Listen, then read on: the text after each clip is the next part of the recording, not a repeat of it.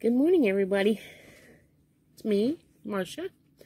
And remember yesterday when I was talking about the dominant traits, and there's a physical mental and a spiritual mental and a physical emotion and spiritual emotional?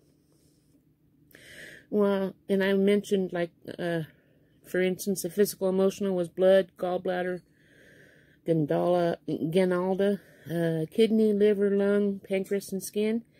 Anyway, when I got to the next page and I was reading, and I was talking about the individual body type traits, I counted them. And when I looked at them, there's 25 of them. And remember I said 25 body types? Well, that's what each one of these here were on each section for the physical, mental, spiritual, mental, and all these 4 different sections. So now I understand why those 25 things are written there, because it explains them on the next page. And that's what I'm going to read to you today. Not all 25, but I'll read at least 10 of them. We'll see. The first one is adrenaline, which I mentioned yesterday. Adrenaline traits. The adrenaline dominant traits are physical and mental. There is no sweeter pleasure than success. Success in every aspect of life. For it is to be real. Success has to have physical expression, like cars, money, recognition, acceptance. The bigger, the better. I had to turn my oven off because I'm making breakfast. The bigger, the better. The focus is mental, so emotions are secondary. It is easy to ignore this or suppress them, until suddenly there is an emotional explosion. The triggering incident is generally unrelated. Once the triad is over, the air is clear, no grudges, residuals, or regrets. And I have that once in a while, so I'm not afraid to admit it, but I know somebody else in my family who does too, and this might help that person as well. When I learn this, I'm going to try to help them. And I won't mention names unless they ask later down the road when I confront them with it. The next one is balanced traits. The balanced dominant traits is spiritual and mental.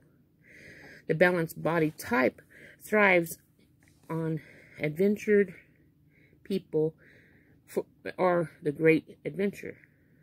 The adventured people are the greatest adventure. Their dominant mental trait provides an intellectual quickness, while the spiritual aspect brings the sensitivity and compassion towards others. They love to be on a stage as entertaining as a creative, expressive social adventure. And then blood traits. Blood dominant traits are physical and emotional. Harmony is absolutely essential for blood body types. They relate to the world through feelings. So they are constantly aware of their emotions and their perception of others' emotional states. Needing to respect themselves and be respected by others. Clearing the disharmony, real and preserved, is a high priority. Then there's brain traits. I don't know why I keep forgetting dominant. The brain dominant traits is spiritual and mental.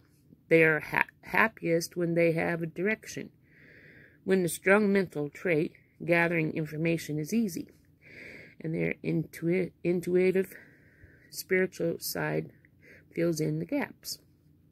Helping a direction, allowing them to feel safe, give them the purpose in taking what they have collected out into the world. Getting out into the world opens them to growth for exposing them to physical and emotional experiences. And then the I trait. I traits. The I dominant. See, I forget dominant every time. The I dominant traits are spiritual and mental. I's need to make a difference for their lives to have meaning. Visionaries, they are the way things could be, the way they are, and what needs to happen to make that change. Making a difference in someone else's life is an effective way of bringing their vision into physical reality. Their sensitive, spiritual aspects allows them to observe without judgment and make them aware of the effect that simply releasing negative emotions has on people.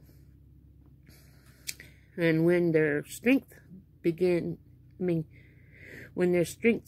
mental, it is easy to ignore or repress unpleasant emotions, even to the point of closing off their vision if they feel too overwhelmed.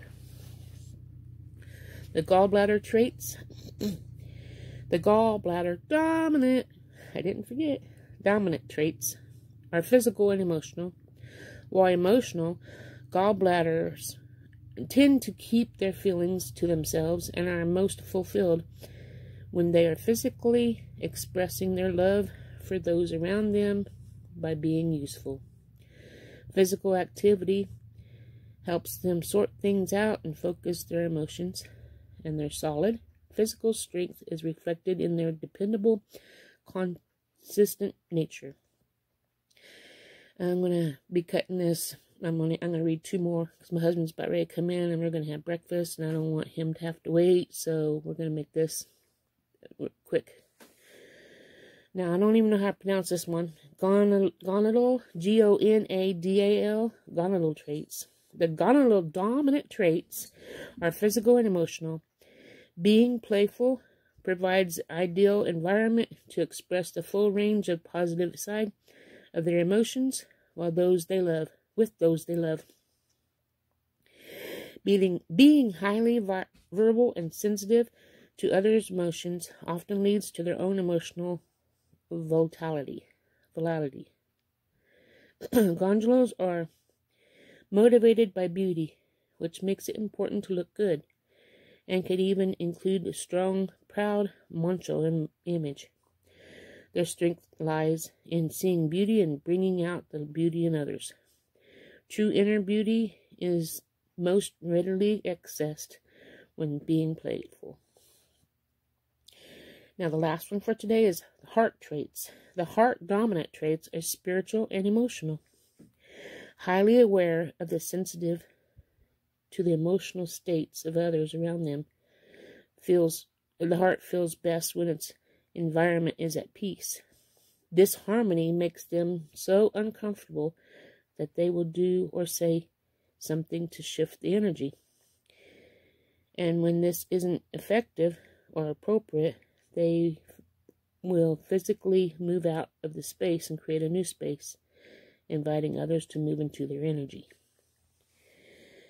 Well, that's the first 1, 2, 3, 4, 5, 6, 7, first 8 of the different body type traits. And tomorrow I will talk about, hopefully, the rest of them, but I don't know if I'll be able to get them all, but I'm going to try. Anyway, if you need me to go over any of these, just tell me in the comments which one you want to know more about, so I can, if it sounds like you, we can help you with that part. I'll just read it again, and until you get what you need out of it. So smash the like button, keep following me, and learn right along with me how you can release emotional patterns with essential oils. So I'll talk to you tomorrow and hope you have a wonderful day. Ta-ta for now.